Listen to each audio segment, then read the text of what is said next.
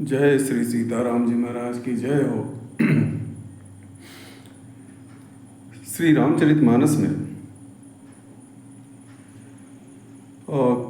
कौशल्या जी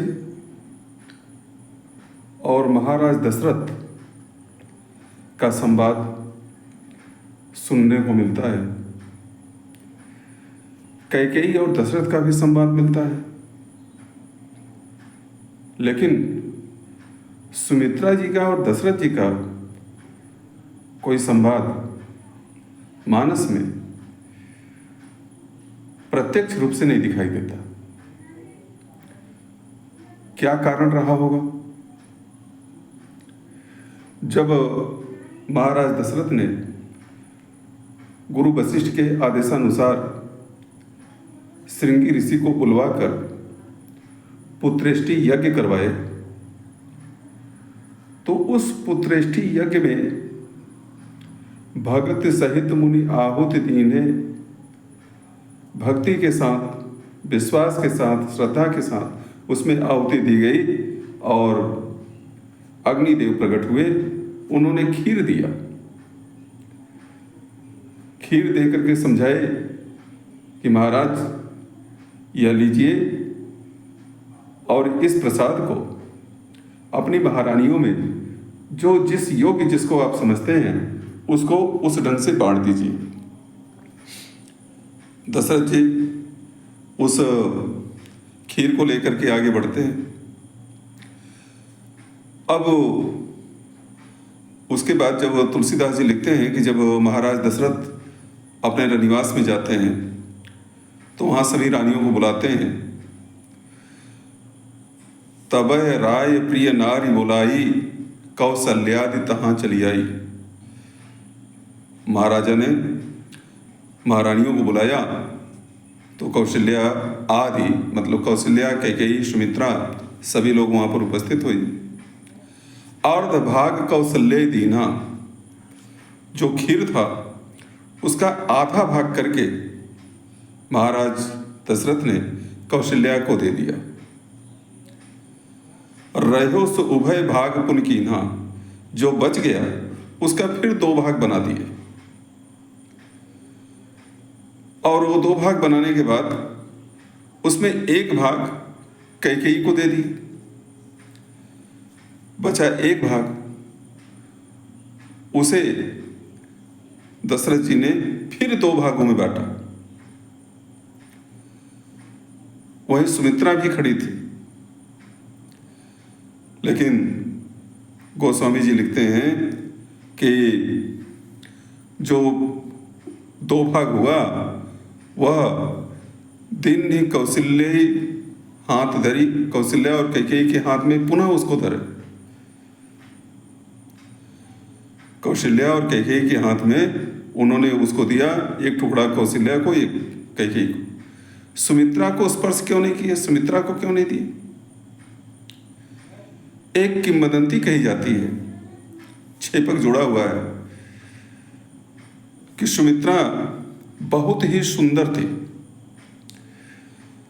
जिस समय महाराज दशरथ ने सुमित्रा से विवाह किया था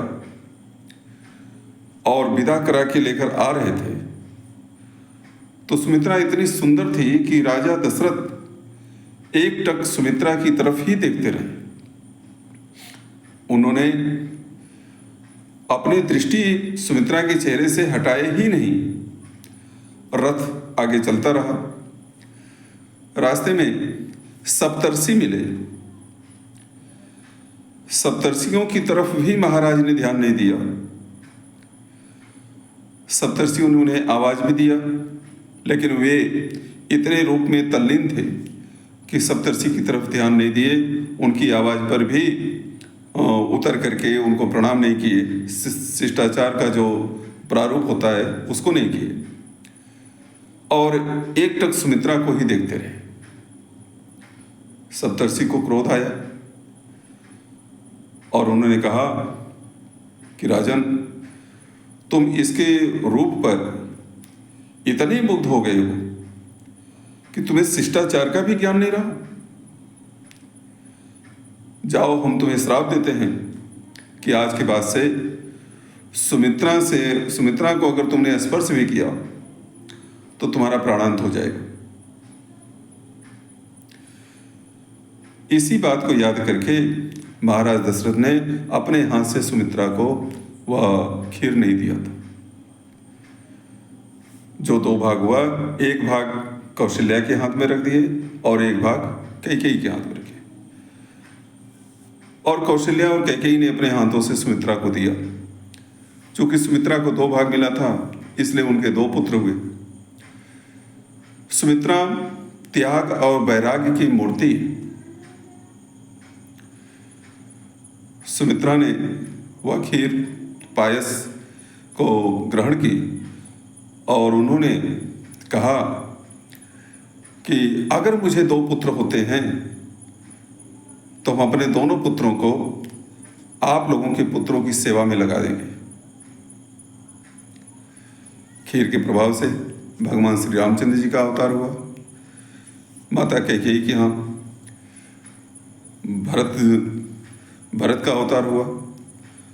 उसके बाद सुमित्रा को 2 पुत्र हुए, लक्ष्मण और शत्रुघ्न। अपने वचन के अनुसार सुमित्रा ने इतना त्याग किया कि अपने लक्ष्मण पुत्र को राम जी की सेवा में साथ लगा दे और शत्रुघ्न को भरत के साथ लगा दे। यह सुमित्रा का त्याग। जब वनवास की सीन आती है, भगवान वन में जाने के लिए तैयार होते हैं, लक्ष्मण जी भी उनसे अपने को साथ लेकर चलने की आग्रह करते हैं। तो उस समय भगवान ने कहा कि मांगहु विदा मातु सन जाई, आवहु बेग चलहु वन भाई। हे भाई, जाओ माता सुमित्रा से आज्ञा ले लो, अगर माता कहती हैं तो आओ वन के लिए प्रस्थान करो। लक्ष्मण जी सुमित्रा के पास जाते हैं और ज्यों ही अपने प्रस्ताव रखते हैं तो सुमित्रा इतनी त्याग की मूर्ति हैं कि उन्होंने कहा कि तात तुम्हारु मातु बै देही, पिता राम सब भांत स्नेही। हे पुत्र, तुम्हारी माता सीता हैं और तुम्हारे पिता राम हैं। तुम वन में जाओ और मेरा तुम्हारे लिए यही उपदेश है कि तुम उस ढंग से अपनी दिनचर्या बिताना कि जिससे राम और सीता को किसी प्रकार का क्लेश न हो, वन का दुख न हो। एक सेवक बन के उनकी सेवा करना।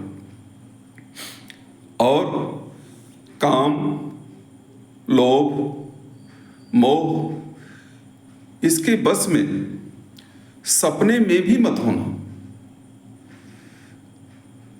लक्ष्मण जी ने कहा कि माता, मान लो जब तक मैं जाग रहा हूं तब तक तो इस नियम का पालन करूंगा, लेकिन अगर मैं सो गया, स्वप्न आ गया, उसमें अगर हमारे अंदर ऐसे विचार आए तो सुमित्रा ने कहा बेटा,